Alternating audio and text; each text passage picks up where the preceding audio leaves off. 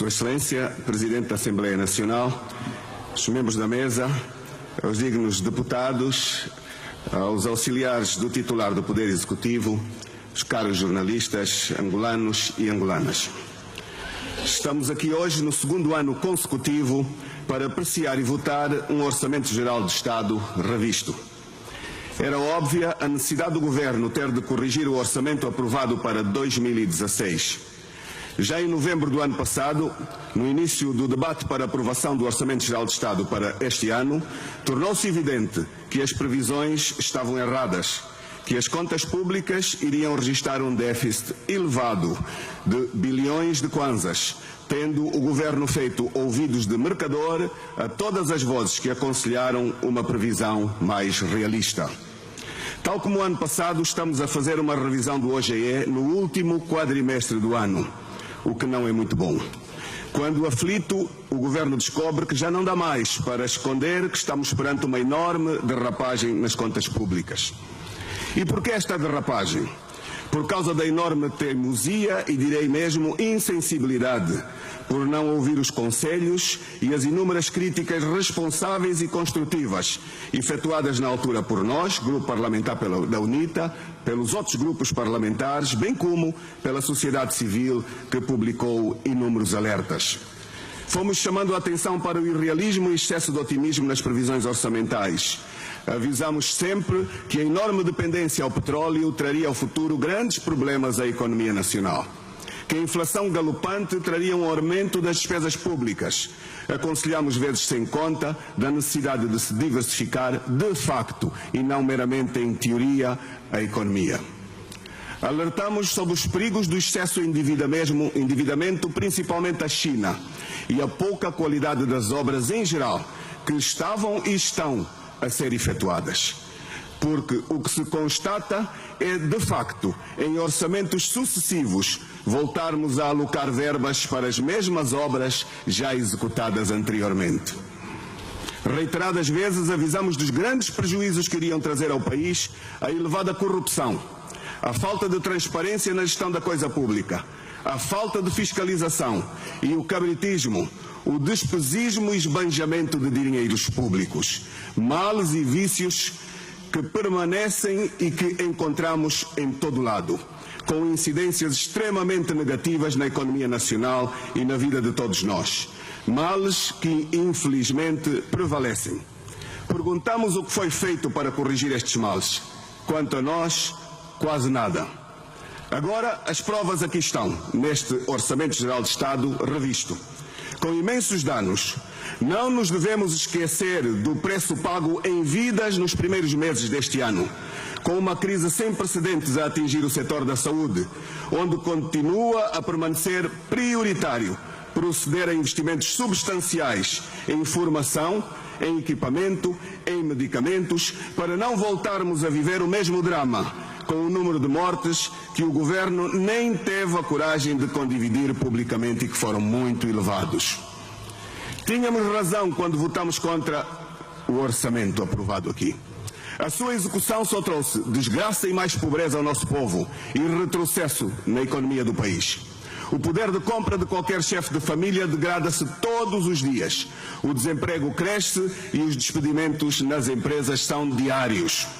De facto, é o que compreendemos ao ler este Orçamento Geral de Estado. O país recua cada vez mais nos indicadores económicos, financeiros e sociais. Os senhores mesmo o escreveram, mas por falta de coragem continuam a atribuir tudo à baixa do barril de petróleo. Não, meus senhores, vejam bem como estão os empresários angolanos com vocação e desempenho demonstrados. Estão falidos, na sua maioria por culpa de incumprimentos do Estado. Os intermediários do Estado cobram comissões leoninas para colocarem as empresas na lista de pagamentos da dívida pública e não são combatidos. Queremos diversificar a economia, mas com quem? Com a entrega dos setores vitais a estrangeiros, ou estamos a pensar que os ministros empresários, os governantes empresários, à custa do erário público, nos vão levar a algum sítio para a saída da crise? É prioritário, senhores governantes, potenciar a classe empresarial real nacional. e pagar-lhes a dívida pública, pois estes fundos virão dinamizar a economia, porque serão reinvestidos internamente e produzirão algum alívio e alguma riqueza a quem se encontra hoje num total sufoco. Temos hoje os bancos com menos capacidade de financiamento e menos credibilidade no país e no estrangeiro, muito pelo modelo de funcionamento e de propriedade adotados, atirando-os para as listas vermelhas da classificação internacional. Urge abrir à sociedade a oportunidade de qualquer que seja competente, poder ter acesso e ter sucesso e, por consequência, contribuir com o seu quinhão para a riqueza e engrandecimento do nosso país. Continuamos muito arraigados à política do cartão, com carreiras ligadas à confiança política, com modelos de sucesso extremamente perigosos a repetirem-se na nossa sociedade, com bajus catapultados ao topo de carreiras, apenas por falar bem do chefe, invertendo valores para a nossa juventude e empobrecendo o engenho e a arte que os angolanos têm, bastante. Em resumo, os problemas multiplicaram-se em todos os domínios da vida nacional. E o problema é de quem? Mais de 40 anos depois, há quem ainda atribua ao colonialismo. A caminho dos 20 anos depois, outros continuam sem qualquer pudor a atribuir as culpas à guerra, esquecendo-se que existem hoje famílias em estado tão ou mais desesperado para garantir a sua sobrevivência, do que nos tempos fatídicos da guerra. É preciso reconhecer que hoje os enormes problemas que temos não são justificados essencialmente na baixa do preço do barril de petróleo. Se não o reconhecermos, dificilmente vamos sair desta crise. Os culpados, muitos deles, estão entre nós, têm nome e rosto. Os culpados são a nossa elite, que assalta os pilares da soberania, que mistura os negócios do Estado com os seus negócios privados e obtém o enriquecimento do dia para a noite. Não permite a fiscalização, do que daí resulta deste mau uso dos fundos públicos. Aqueles que despedem angolanos e contratam estrangeiros, ainda estagiários, mas pagos principescamente para cuidarem de áreas estratégicas a que os angolanos não podem ter acesso. O titular do Poder Executivo e a sua equipe de colaboradores, a que a Constituição chama auxiliares, deveriam fazer muito mais perante as potencialidades com que a natureza dotou o nosso país, e são muitas. Pensamos que os senhores estão a fazer muito pouco perante os orçamentos bilionários a que têm tido acesso. E são responsáveis, boa parte da responsabilidade é vossa, por este país estar sem rumo. Nem o progresso esperado foi atingido, muito menos o desenvolvimento merecido aos angolanos foi atingido. E para a população e para as empresas deste nosso país, a crise está a fazer-se sentir muito dura e muito violenta.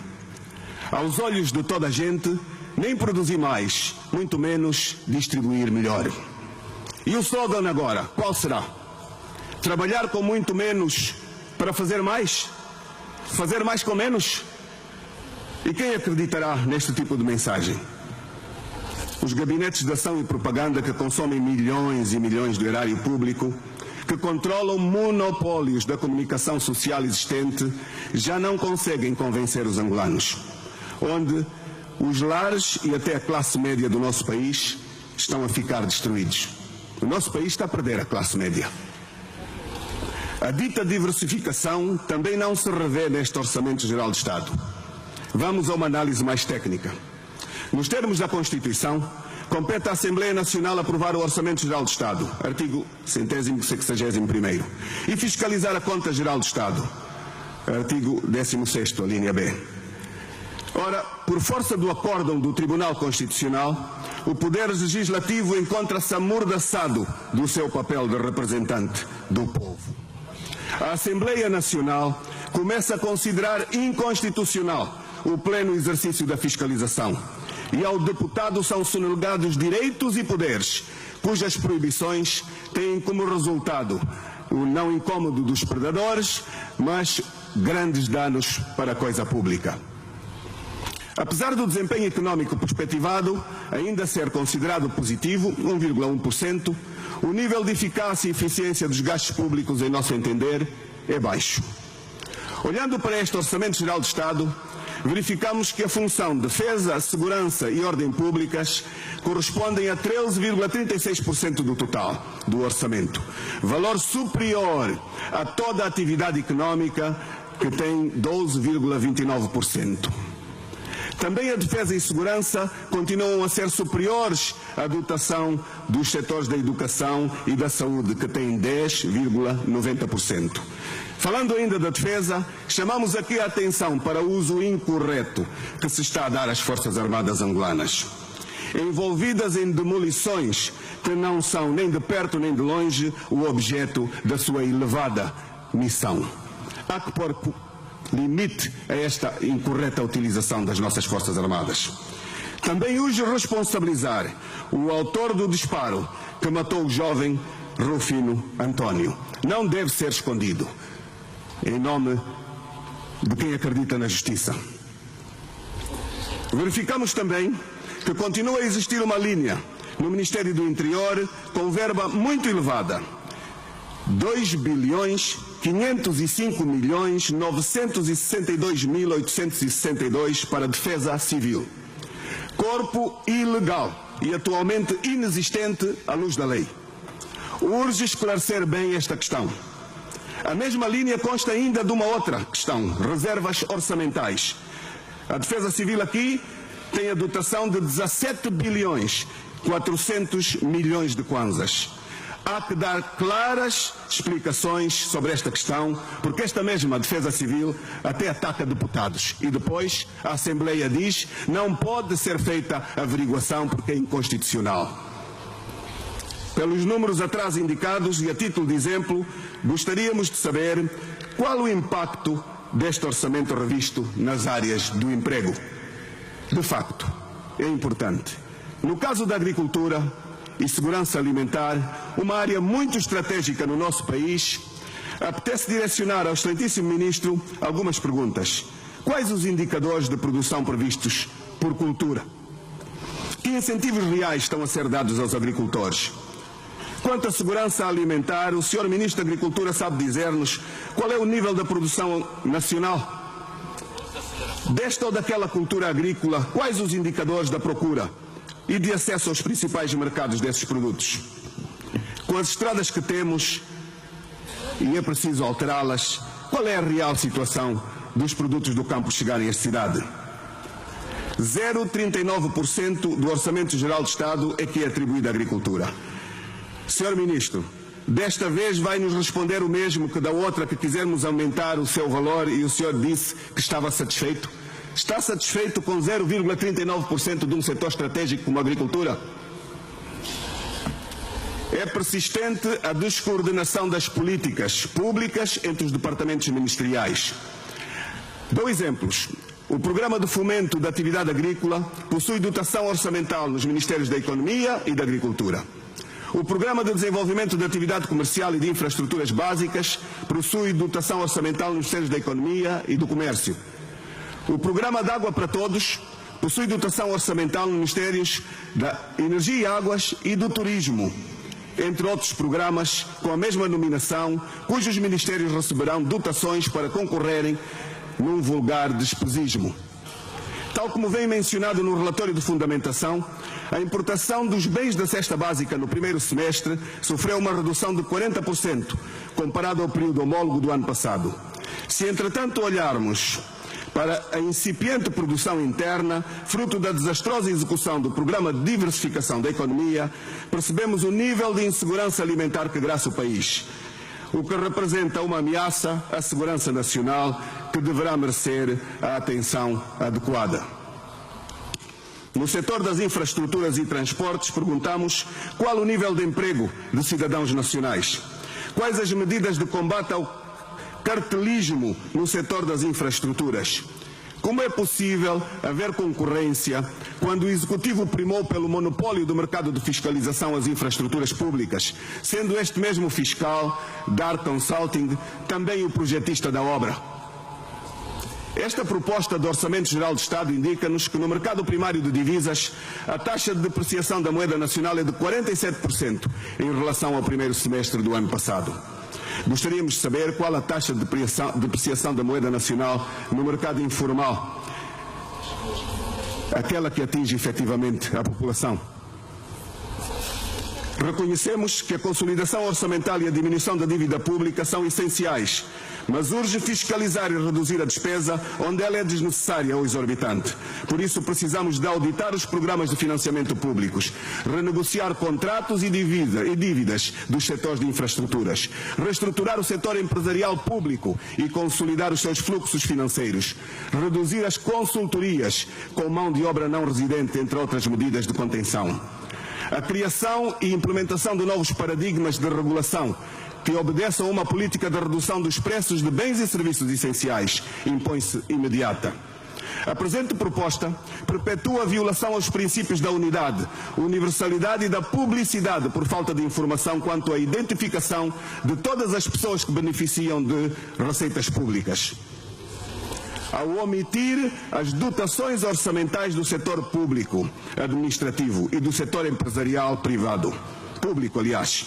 É a altura do Orçamento Geral do Estado vir também dotado com rigor do desempenho das empresas do setor público. Impõem-se algumas perguntas. Qual o balanço real da Zona Económica Especial? Quanto foi investido ali? Quais os resultados líquidos do seu funcionamento? A quem pertencem hoje estas empresas criadas com fundos públicos e que estão a ser privatizadas? Quem as está a comprar e a que preços? Quais os resultados reais do Fundo Soberano? Que ativos detém hoje? E onde se encontram estes ativos? Porque o que tivemos até aqui foi uma ação de marketing, sem qualquer fundamentação sustentada em relatórios com balanços financeiros.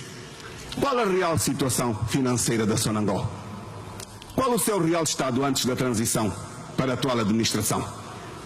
A Assembleia Nacional respondeu ao grupo parlamentar da UNITA considerando inconstitucional a Comissão Parlamentar de Inquérito a Sonangol, por nós solicitada. Teríamos prestado um relevante serviço público ao realizá-la, pois são imensas as indicações de práticas de corrupção, nepotismo, peculato, enriquecimento ilícito, entre outras ilicitudes, naquela grande empresa pública.